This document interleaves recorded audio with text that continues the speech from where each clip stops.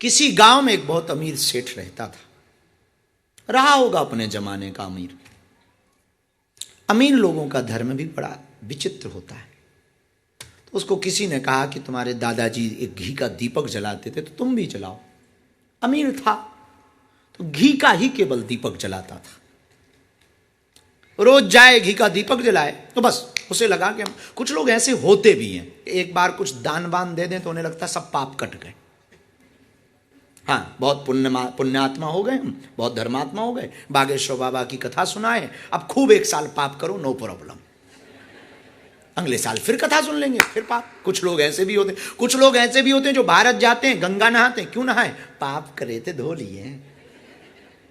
और फिर हमें एक व्यक्ति मिला, हमने कहा कि तुम तो बहुत अलग टाइप के आदमी हो। बोले भले ही अलग टाइप के हो पर साल भर में हम गंगा नहा लेते। तो उनका कहना क्या चाह रहे? बोले पाप करते हैं हम, गंगा स्नान कर लेते हैं। हम कहा उससे क्या होता? धुल जाते हैं पाप। हम कहा फिर क्या करते? बोले फिर पाप करते। हम ये नहीं कह रहे कि आप वो हो, धर्मात्मा लोग ऐसे ही होते हैं। तो उसने सोचा कि हम दिया जलाते तो बड़े धर्मात्मा है। तो घी का दीपक जला करके वो सेठ प्रतिदिन वापस आता, दीपक जलाता, वापस आता, फिर दिन भर वही काम, मजदूरी का काम, सेठ का काम दुकान का था, दुकान पे बैठना, बिजनेस करना, धंधा करना, परिवार को, फैमिली को टाइम देना, आदि आदि। उसी गांव में एक निर्धन भी था, गरीब, बड़ा गरीब था। उस मंदिर की एक रीति रिवाज थी कि केवल घी का दीपक जलेगा, उस पर घी नहीं था। घी नहीं था तो उसने सोचा क्या किया जाए। उसने भी सेठ को देखकर पूजा करना चाहिए, दीपक जलाना चाहा, पर घी तो था नहीं। उसके पास सरसों का तेल था। उसने सोचा मैं मंदिर नहीं जा पाता हूं तो क्या हुआ। उसे शाम को जब छुट्टी मिलती तो वो घी का दीपक नहीं, सरसों के तेल का दीपक जलाता, पर मंदिर में नहीं जलाता, अंधेरी गली में जलाता। रोज का उसका नियम बन गया।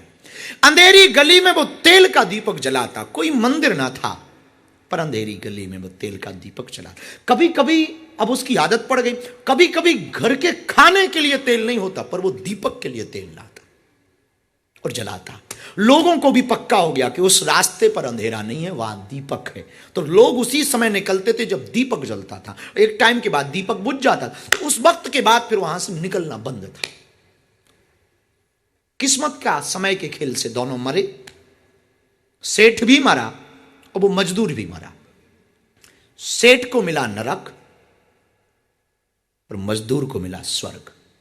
दरअसल दोनों यमराज के सामने खड़े हुए थे और संपादन हो ही रहा था, बात चली रही थी। तो सेठ के लिए फाइल निकाली कि इनको नरक में भेजा जाए, और मजदूर से की तरफ इशारा करके धर्मराज ने कहा कि इसे स्वर्ग में भेजा जाए।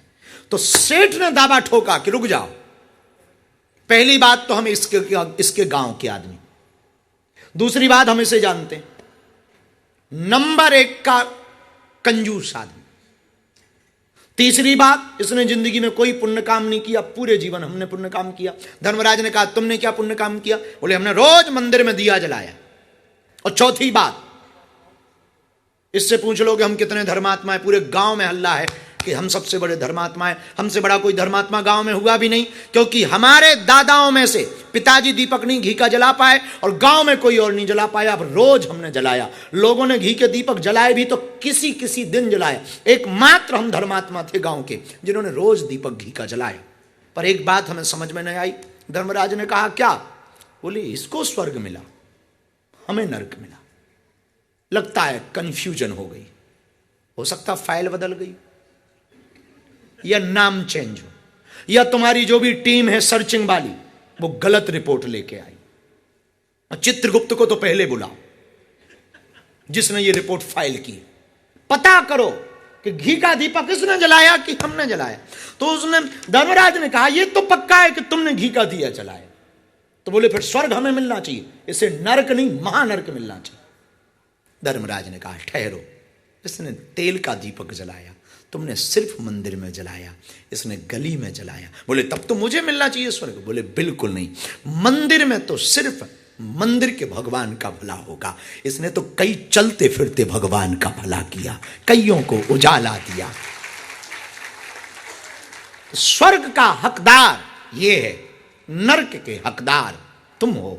मेरे पागलो, धर्म का अर्थ पूजा करना नहीं है।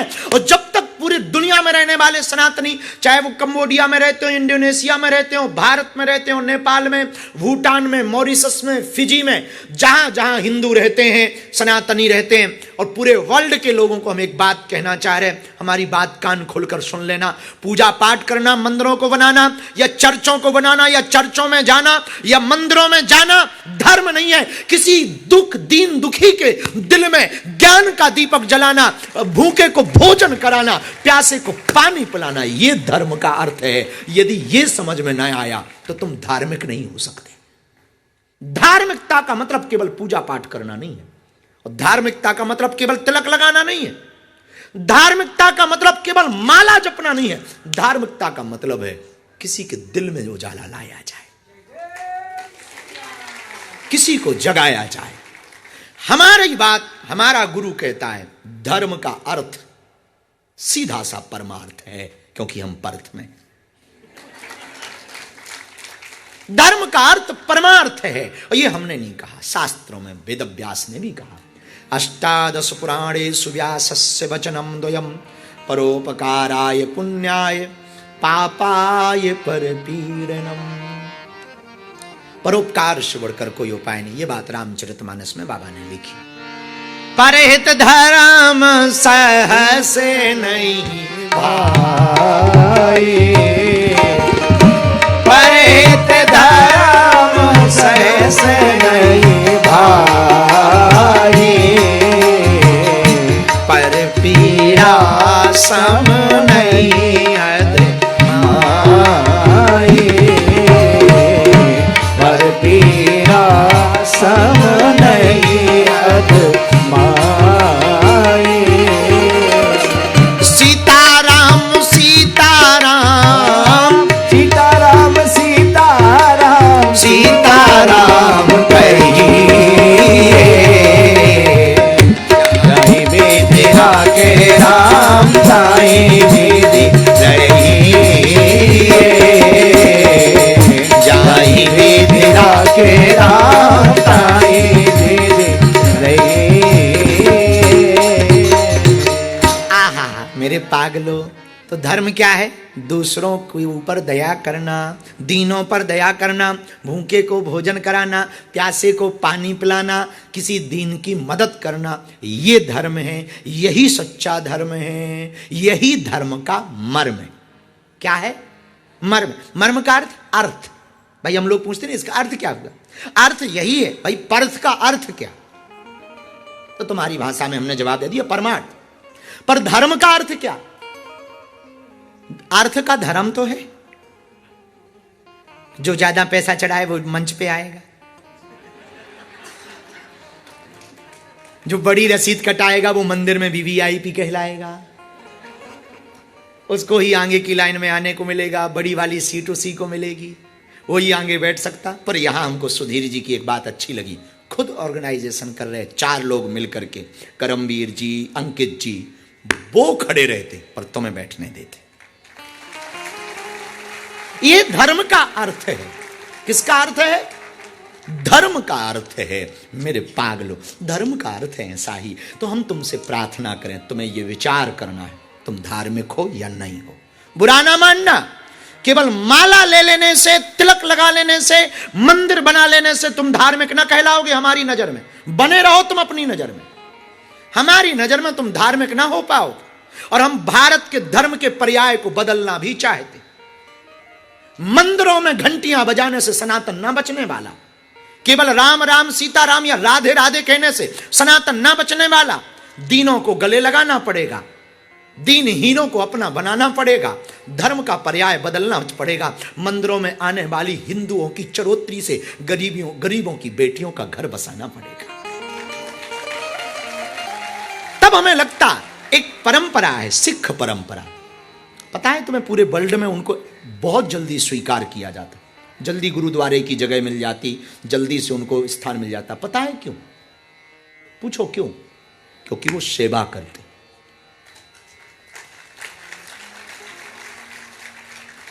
बुरा ना मानना, हम नारा दे रहे हिंदू हिंदू भाई भाई, तुम्हारा खुद का भाई बात नहीं कर रहा। और यहां तो आके हमें नई कहानी पता लगी ऑस्ट्रेलिया में। आज हम सभी मंदिरों के काउंसलर जो प्रमुख हैं उनसे मिल रहे थे। गजब है भाई सनातन, भगवान ही बटे हुए हैं। बोले ये गुजरातियों के भगवान हैं, ये पंजाबियों के भगवान हैं, ये बिहारियों के भगवान हैं, ये साउथ इंडियंस गॉड ठटरी के बरे नक्कटा मूसर चंदा। अरे प्रदेश वालों के भगवान है, भारत वालों के भगवान कहां गए? और सनातनियों के भगवान कहां है? भगवान तो सबका है जी, कृष्ण तो सबका है। वसुदेव कुटुंबकम कृष्णम वंदे जगत गुरु। राम तो सबके हैं। यत्र रामो तत्र रामा च सर्वत्र रामा। और तुम कहते ये उनके हैं। भगवान मेरा है ये बेहतर है, लेकिन केवल मेरा है ये घातक है। केवल मेरा नहीं हो सकता, मेरा हो सकता है। गोपियों ने यही तो गलती की। भगवान कृष्ण को कहा ये केवल मेरा है। भगवान गायब हो गए महाराज में। जब उन्हें भूल को पता लगा तब भगवान प्रकट भये। भगवान मेरा है ये बेहतर है, लेकिन केवल मेरा ये गलत है। हम प्रार्थना करेंगे इंसानों को, हिंदुओं को एक करने के पहले भगवानों को एक करो। बताएं, भाई है, धर्म निभाना है।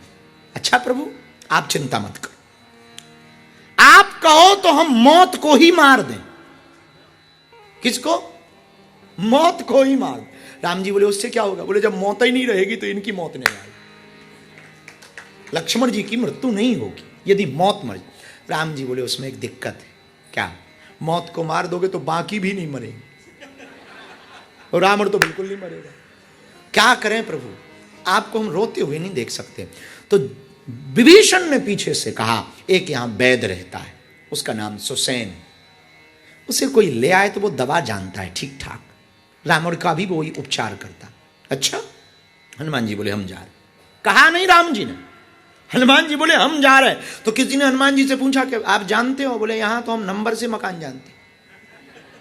बोले कैसे है? बोले फर्स्ट टाइम जब आए थे तो उलट पलट लंका सब जारी, एक एक हाउस जानते हैं। अच्छा जाओ।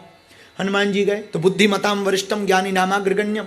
हनुमान जी तो बुद्धिमताम वरिष्ठम। हनुमान जी ने जगाया नहीं वैद्य को, रात के बजे होंगे कई, ठीक मध्यरात्रि 12-1 बजे। कौन जगाए? जगाएं, जागें, ले जाएं, फिर आके कहे कि हम आला नहीं ले पाए, बीपी मशीन छोड़े आए, दिक्कत होगी। फिर कहेगा दवाई नहीं है, 10 क्वेश्चन करेगा, तब तक रावण के दूत आ जाएं, कहीं ये किडनैप ना हो जाए। धन्य रे वीर बजरंग बली, क्या होलसेल का काम किया, पूरा मकान ही उठा लिया। मकान उठा के सीधी रणभूमि में रख दिया और फिर दरवाजा खटखटाया तो वैद्य जगा। तो वैद्य को ये नहीं लगा कि कोई हमारा मकान ले आया, उसे ये लगा कि इतनी भीड़ हमारे मकान के बाहर आई। वैद्य ने पूछा हाँ बोलो। हनुमान जी बोले बाहर निकलो। अरे हुआ क्या? आप हमें देखे देखे लग रहे। हनुमान जी बोले फर्स्ट टाइम हम ही आए थे। अरे प्रभु, और हमें अच्छा पूरी लंका में कोई किसी को नहीं डरता था, सिर्फ हनुमान जी के अलावा। सबसे ज्यादा खौफ किसी को था तो हनुमान जी का खौफ था। हनुमान जी बोले बाहर ना जी, सरकार को शक्ति लग गई, लक्ष्मण जी को चेक करो अभी आए। हनुमान जी वैद्य सुसैन वैद्य ने हाथ पकड़ा, शक्ति लगी है। एक उपाय, क्या? अगर कोई संजीवनी बूटी ले आए सूर्योदय के पहले तो बच पाएंगे, नहीं तो सूर्योदय के बाद कहानी खत्म।